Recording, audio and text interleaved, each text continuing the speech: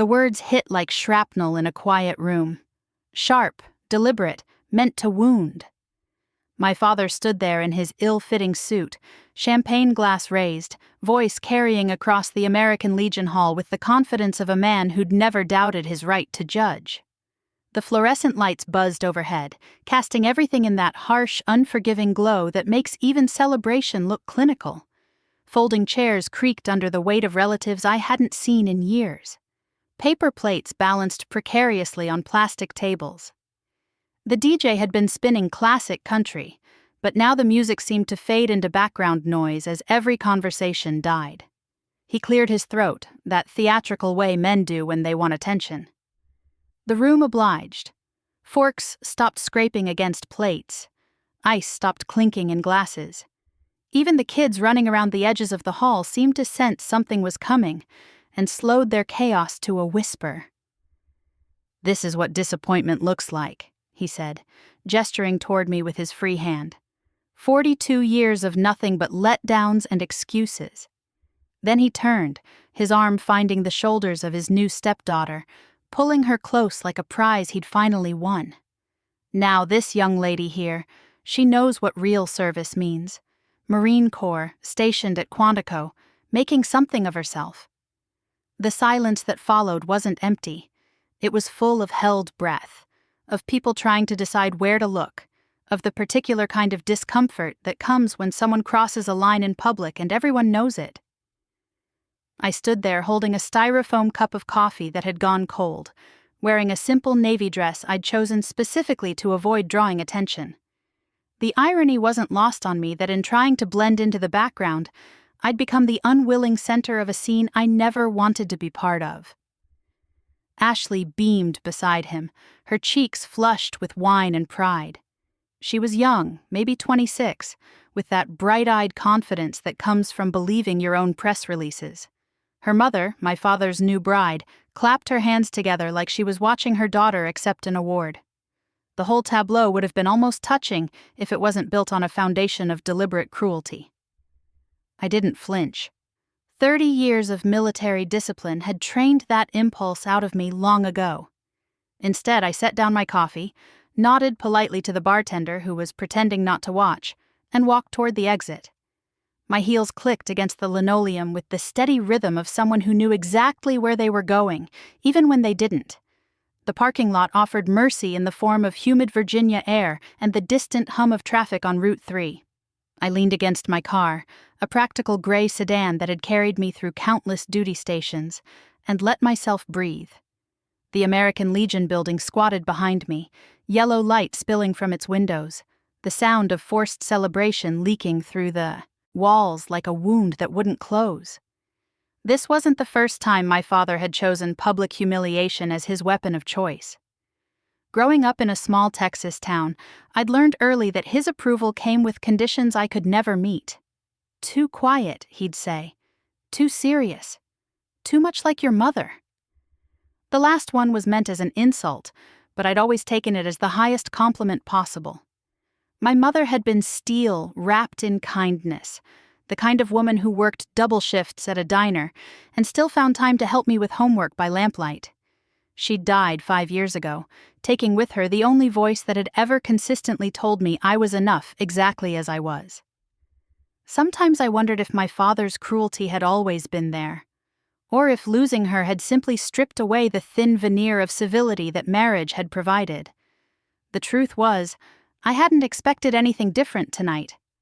I'd driven 3 hours from Quantico because my aunt had asked, because family obligations run deeper than personal comfort, because some part of me still hoped that time might have softened the edges of old wounds. Hope, it turned out, was a luxury I could no longer afford. Inside the hall, the music started up again. Someone had made the decision to move past the awkwardness, to pretend that public character assassination was just another part of the evening's entertainment. I could picture them now, heads bent together over their plates, voices low as they processed what they'd witnessed. Some would be embarrassed for me. Others would be embarrassed for themselves for having watched it happen without speaking up. A few would probably think my father had been justified, that children should accept whatever judgment their parents hand down, regardless of accuracy or fairness. What none of them knew, what my father had never bothered to learn, was exactly who they were talking about. The woman he'd just dismissed as a lifetime of disappointment commanded a force of over 3,000 Marines. The quiet daughter he'd written off had spent the last 2 decades in places whose names couldn't be printed in newspapers, making decisions that kept other people's children safe enough to sleep soundly in their beds. I thought about the uniform hanging in my hotel room 10 miles down the road. Navy blue wool with enough ribbons to tell a story most people couldn't read. 2 silver stars that had been earned through countless hours of proving myself in rooms where my presence was questioned, my authority challenged, my competence tested at every turn. The weight of command wasn't something you could explain to someone who'd never carried it. It lived in your shoulders, in the way you held yourself when young Marines looked to you for answers they couldn't find anywhere else. Ashley's name had crossed my desk just last week, a routine matter, the kind of administrative issue that got handled quietly and professionally. Nothing career-ending, nothing that couldn't be corrected with proper guidance and accountability. But the irony of my father holding her up as an example while simultaneously dismissing me wasn't lost on the universe, apparently. A group of older veterans emerged from the hall, their conversation carried on the night breeze. They moved with the careful precision of men whose bodies remembered wars their minds tried to forget. One of them glanced my way, nodded respectfully, then continued toward their car. They had no idea they'd just acknowledged someone who outranked most of the officers they'd served under, someone whose decisions rippled through command structures they'd never seen. The thing about respect is that it doesn't announce itself. Real authority whispers while insecurity shouts. I'd learned that lesson early and applied it consistently throughout my career. Let the work speak. Let results tell the story. Let others draw their own conclusions about your worth based on what you deliver, not what you claim to be capable of delivering. But sometimes, in moments like this one, that philosophy felt like a luxury I could no longer afford. Sometimes, silence became complicity. Sometimes stepping back meant allowing a lie to take root and grow until it choked out the truth entirely. My phone buzzed against my palm. A text message from my aide back at Quantico. Routine business that could wait until Monday. The normal world continued its rotation while I stood in a parking lot wrestling with ghosts I thought I'd buried years ago. Duty called, as it always did, offering the familiar comfort of purpose and structure. Problems with clear solutions. Challenges that could be met with training and determination and the accumulated wisdom of experience. This wasn't that kind of problem. This was the messy, personal kind that couldn't be solved with proper planning or superior firepower. This required something different, something more dangerous than any battlefield I'd ever walked across. The sound of heels clicking on asphalt interrupted my thoughts. Ashley emerged from the building, her confident stride faltering slightly as she spotted me by my car. For a moment, we simply looked at each other across the parking lot, 2 women connected by circumstances neither of us had chosen, measuring each other in the yellow glow of the security lights. She approached slowly, her earlier bravado replaced by something that looked almost like curiosity. Up close, she was even younger than I'd thought, her face still soft with the kind of optimism that hadn't yet been tested by real adversity. "You're Laura, right?" she said, her voice carrying just a hint of uncertainty. "My stepfather's daughter from his first marriage?" I nodded, studying her face for signs of malice and finding none. Just youth and wine and the particular kind of confidence that came from being the center of attention at a family gathering. "I wanted to say something about what happened in there," she continued, glancing back toward the building. "That was pretty harsh. Even for him. Even for him." The words hung between us like smoke from a cigarette nobody wanted to finish. Ashley shifted her weight from one foot to the other, her earlier confidence bleeding away in the humid Virginia night. I could see her trying to reconcile the woman her new stepfather had just publicly humiliated with the person standing in front of her, calm and composed despite everything. "I appreciate that," I said quietly. "But you don't need to apologize for him. That's his burden to carry." She nodded, but her eyes held something else now. A flicker of recognition that hadn't been there before. Something was working behind her wine-flushed features, pieces clicking together in a way that made her straighten slightly. "What do you do?" she asked suddenly. "I mean for work. He never really talks about you, but tonight when he was going on about family and service and all that, the question sat between us like a challenge neither of us had expected.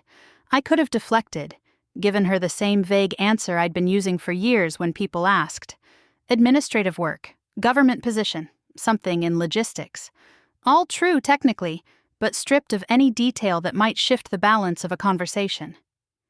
Instead, I found myself studying her face in the yellow glow of the parking lot lights. Really studying it. The way her jaw had set when she asked the question.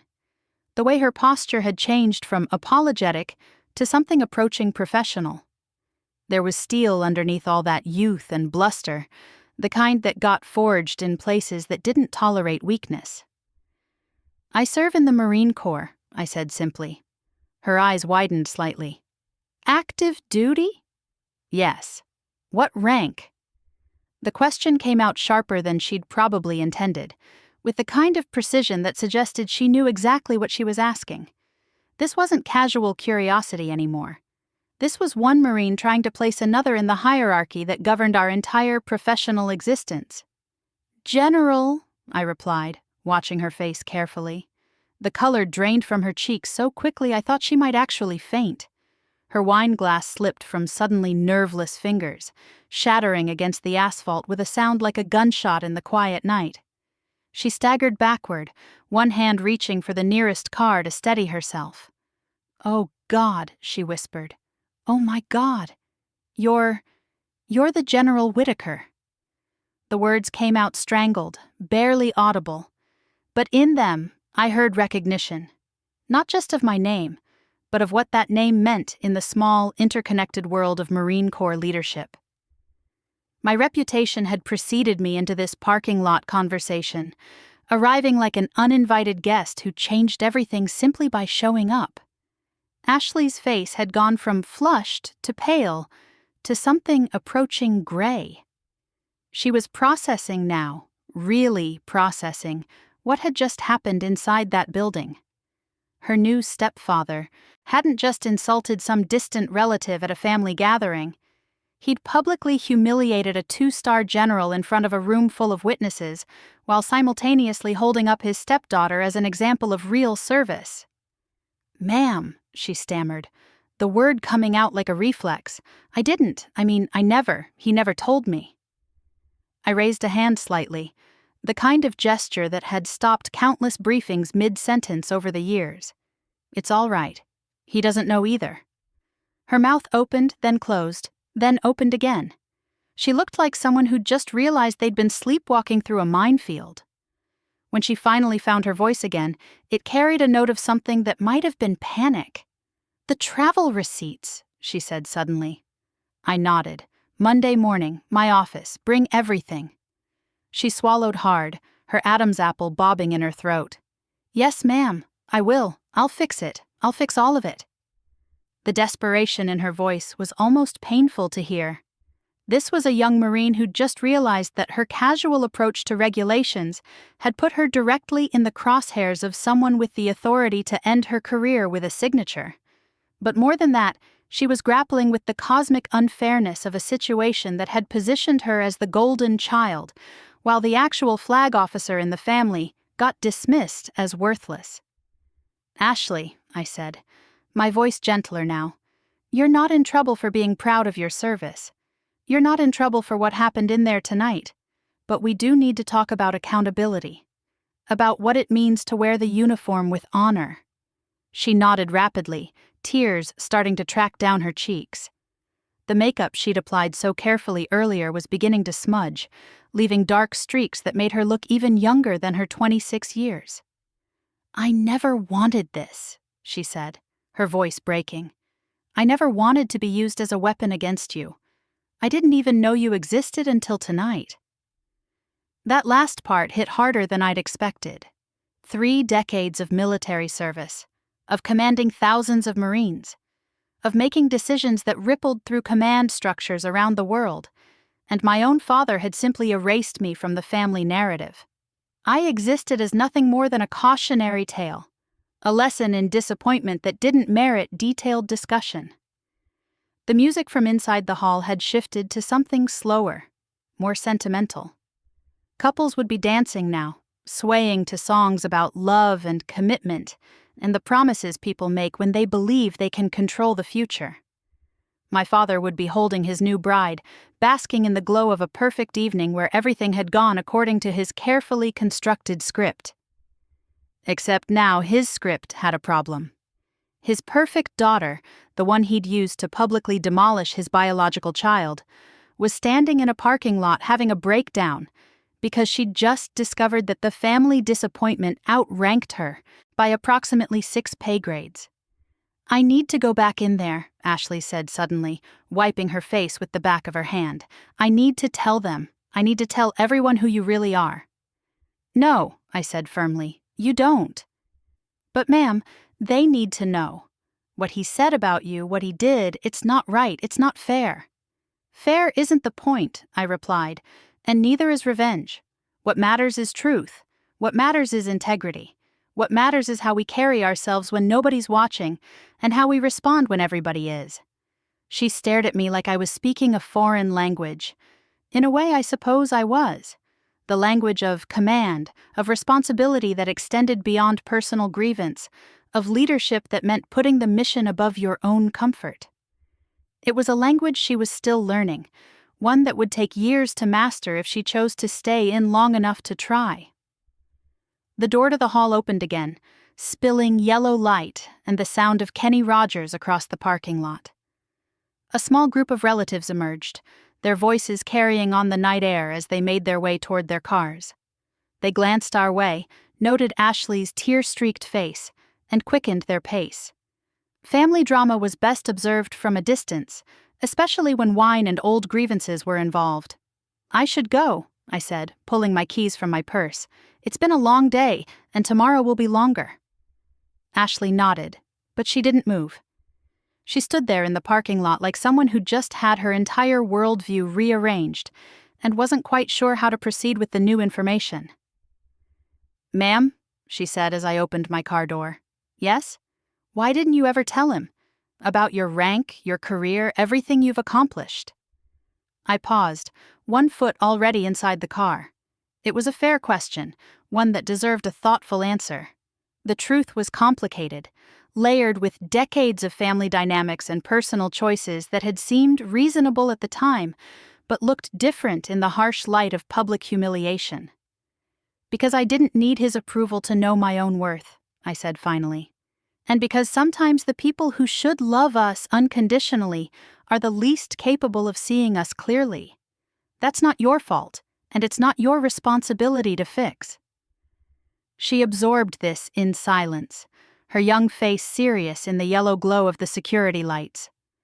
I could see her filing the information away, adding it to whatever understanding she was building about duty and family, and the complicated ways they intersected in a life of service. "I'll see you Monday morning," I said, settling into the driver's seat. 8 o'clock sharp." "Yes, ma'am." "And ma'am?" "Thank you for not destroying me tonight when you could have." I started the engine, the familiar rumble of the sedan's motor cutting through the cricket song and distant traffic noise. Through the windshield, I could see Ashley standing alone in the parking lot, looking smaller and more vulnerable than she had inside the hall when she'd been basking in my father's praise. The drive back to my hotel took me through the quiet streets of Fredericksburg, past historic markers and antique shops, and the kind of small-town American normalcy that had always felt foreign to me. My life had been lived in places that didn't appear on tourist maps, making decisions that would never be discussed in polite company, carrying responsibilities that most people couldn't begin to imagine. But tonight, in this unremarkable Virginia town, I'd been reduced to the circumstances of my birth by a man who'd never bothered to ask what I'd made of myself since leaving his house 30 years ago. The woman who'd briefed presidents and commanded thousands of Marines was nothing more than a disappointing daughter in an ill-fitting dress, holding a styrofoam cup of cold coffee, while her father held court with his new family. The hotel room smelled of industrial carpet cleaner and that particular staleness that comes from too many strangers passing through the same space. I sat on the edge of the bed, still wearing the navy dress, staring at the garment bag hanging in the closet. Inside that black nylon shell was everything my father had never bothered to learn about me. 30 years of service condensed into wool and ribbons, and 2 silver stars that caught light like promises kept. My phone buzzed against the nightstand. A text from my chief of staff back at Quantico, something about Monday's schedule that could wait until morning. But sleep felt impossible now. My mind churning through decades of carefully constructed distance between who I was at work and who I became the moment I crossed the threshold of family gatherings. The truth was, I'd chosen this separation.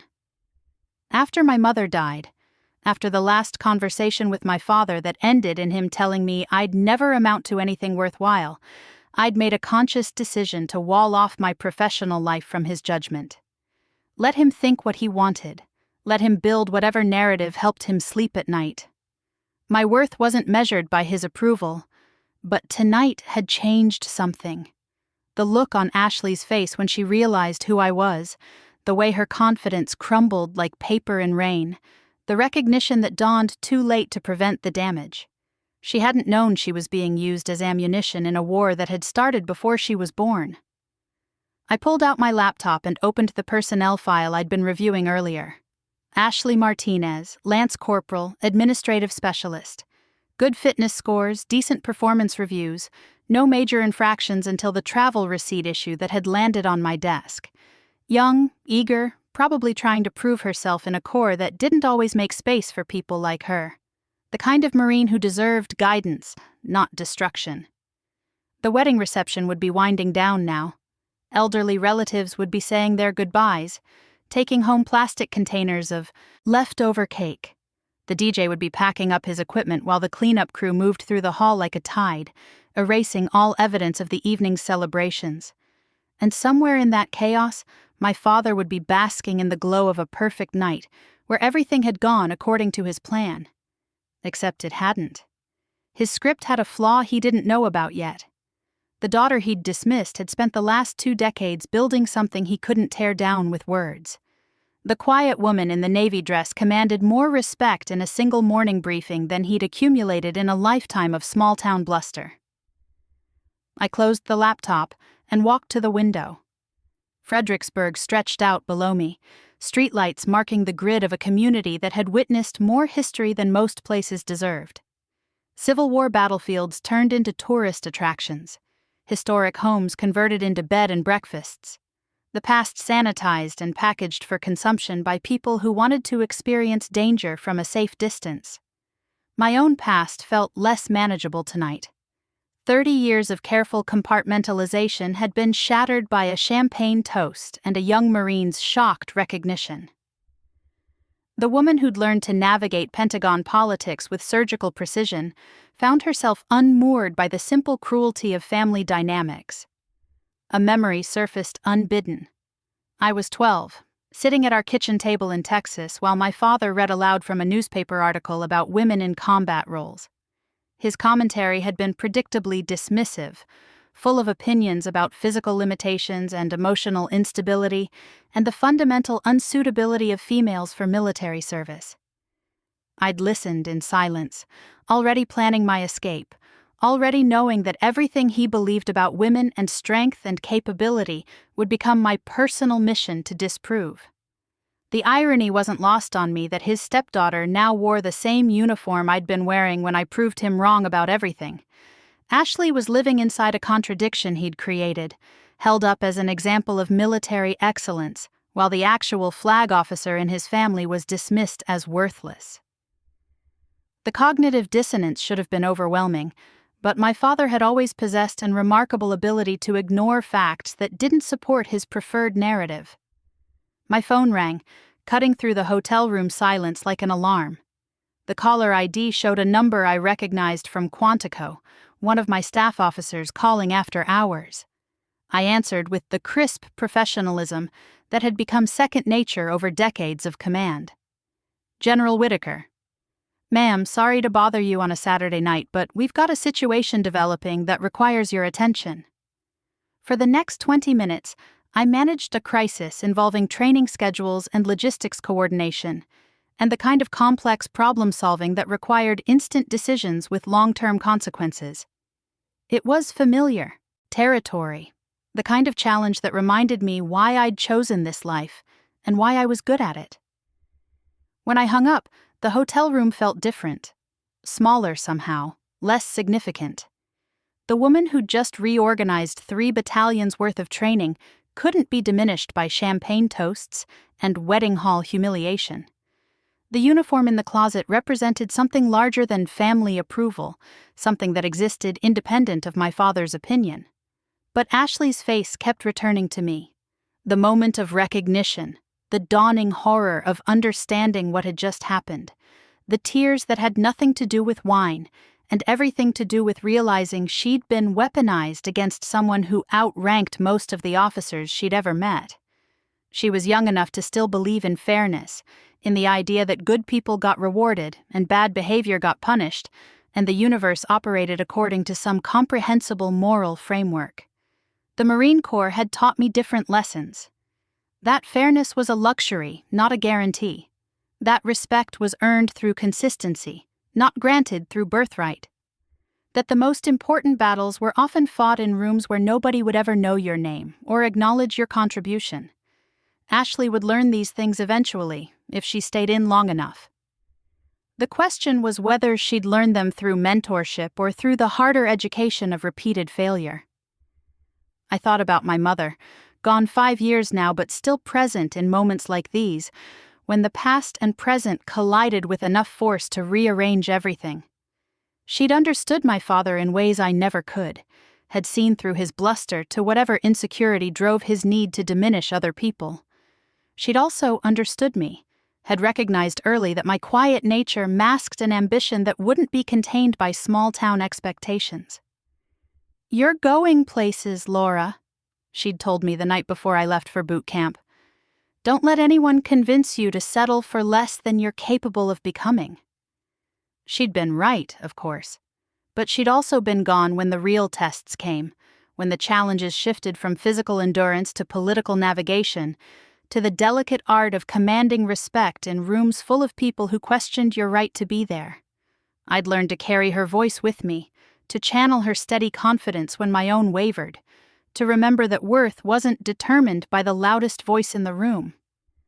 The air conditioning unit cycled on with a mechanical wheeze, disturbing the silence that had settled over the hotel room like dust. I could hear traffic from the highway, the distant sound of America in motion, people traveling between one life and another with the confidence that morning would bring familiar routines and manageable problems. My own morning would bring Ashley to my office, probably terrified, certainly confused about how to navigate a situation she'd never been trained for. The conversation would require delicacy, the kind of leadership that acknowledged her youth while holding her accountable for her choices. It would also require me to separate my personal feelings about tonight's humiliation from my professional responsibility to guide a young Marine through a difficult lesson. The garment bag hung in the closet like a question mark, its dark outline visible through the gap in the curtains where streetlight leaked through. Tomorrow I could wear civilian clothes again, could return to the careful anonymity that had protected me from my father's judgment for 3 decades. Or I could make a different choice, one that acknowledged what had changed in that parking lot conversation with Ashley. Recognition once granted couldn't be taken back. Ashley knew who I was now, knew what my name meant in the hierarchy that governed her professional life. That knowledge would spread, the way information always did in military communities. By Monday morning, half of Quantico would know that General Whitaker's family situation was more complicated than anyone had realized. The thought should have been disturbing, but instead it felt like relief. The burden of maintaining 2 separate identities, of protecting my father from the truth about my success, of allowing his narrative to go unchallenged for the sake of family peace.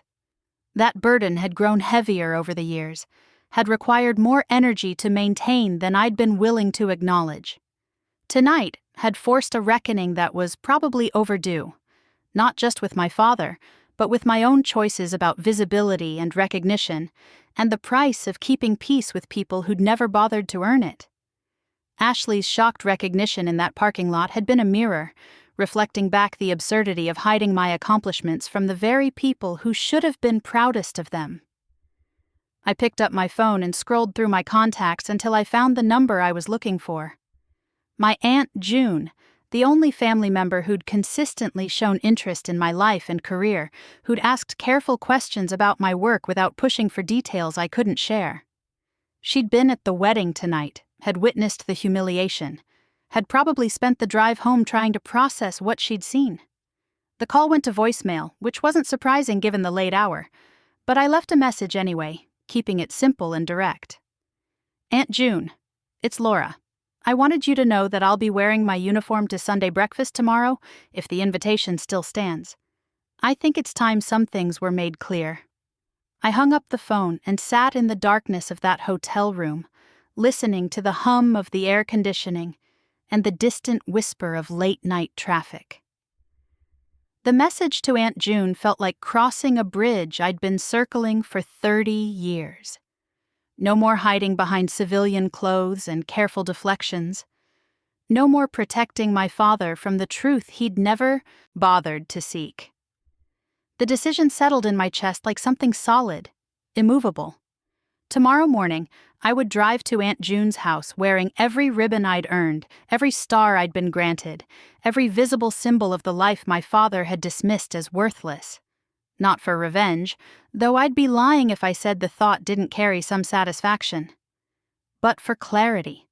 For the simple dignity of being seen as who I actually was instead of who his imagination had painted me to be.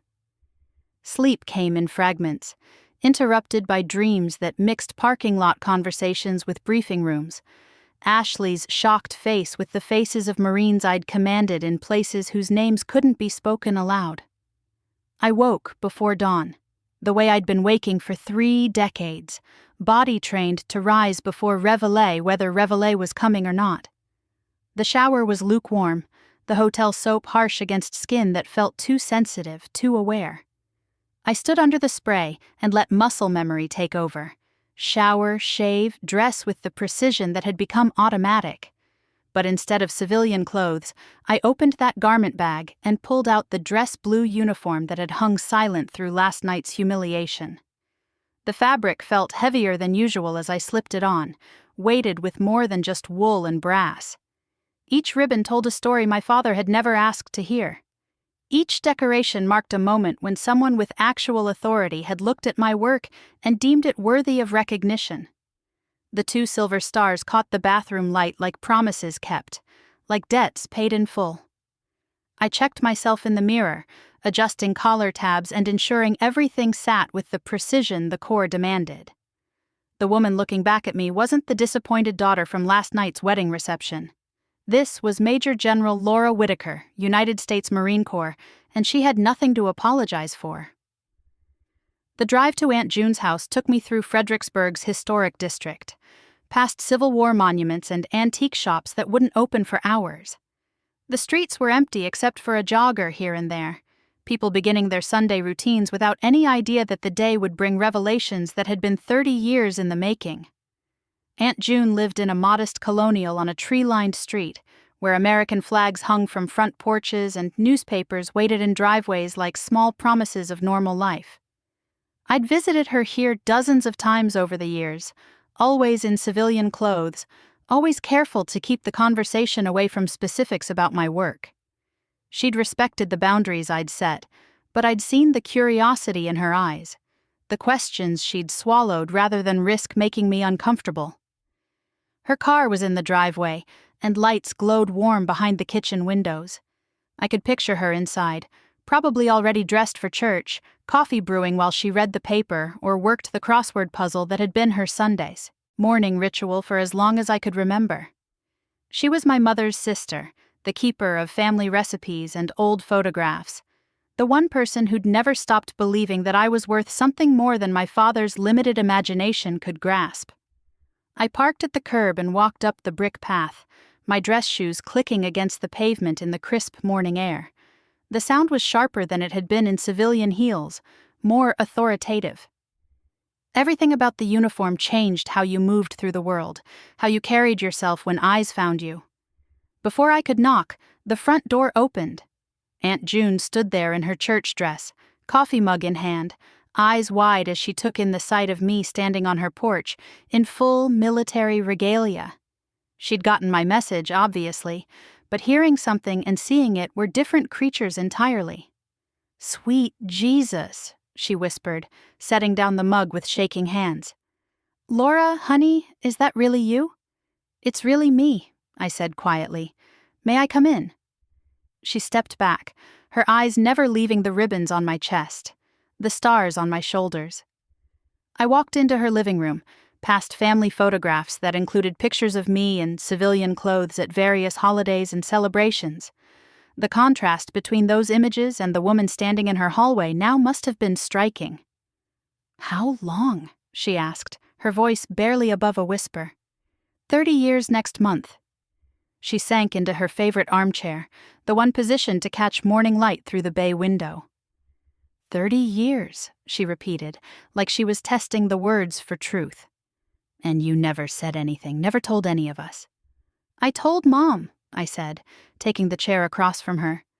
"But she understood why I kept it quiet, why I didn't want Dad to know." Aunt June's eyes hardened at the mention of her brother-in-law. "After what he said last night, I'm starting to understand, too." She leaned forward, studying my uniform with the intensity of someone trying to decode a foreign language. "What do all those ribbons mean? What do the stars mean?" So I told her. Not everything, because some stories couldn't be shared even with family. But enough. Enough for her to understand that the quiet niece she'd worried about for decades had been building something significant in the spaces between their sporadic conversations. Enough for her to realize that, while my father had been dismissing me as a failure, I'd been earning the respect of presidents and generals and the kind of people who shaped policy in rooms she'd never see. 2 stars, she said when I finished, her voice filled with something that might have been awe. "You're a general." "Yes, ma'am." "And that girl last night, Ashley, she's really under your command?" "In a manner of speaking. She's stationed at Quantico, where I'm the commanding general." Aunt June was quiet for a long moment, processing the implications. Then she started to laugh, not the bitter, kind but the deep, genuine laughter of someone who'd just realized that the universe had a sense of humor after all. The truth has a weight all its own, and Sunday morning it settled over Aunt June's breakfast table like sunlight through stained glass. By the time church bells were ringing across Fredericksburg, half the congregation would know that Frank Whitaker's disappointing daughter wore stars on her collar and commanded more Marines than most people could count. The story would spread the way all good stories do, carried on whispers and phone calls and the particular satisfaction that comes from watching cosmic justice unfold in real time. I never went back to that American Legion Hall. Some bridges burn themselves, and some silences speak louder than any conversation ever could. Ashley learned her lessons the hard way, but learned them clean, and she's wearing sergeant stripes now, leading Marines who'll never know how close she came to losing it all in a parking lot conversation that changed everything. My father never called, never wrote, never acknowledged what he'd lost that night when he chose cruelty over curiosity. But that's his story to live with. Mine continues in briefing rooms and parade grounds, in the steady rhythm of command that doesn't require applause or approval from people who never bothered to ask what I was building while they weren't looking. Sometimes the greatest victory isn't proving someone wrong. Sometimes it's simply refusing to let them define what's right.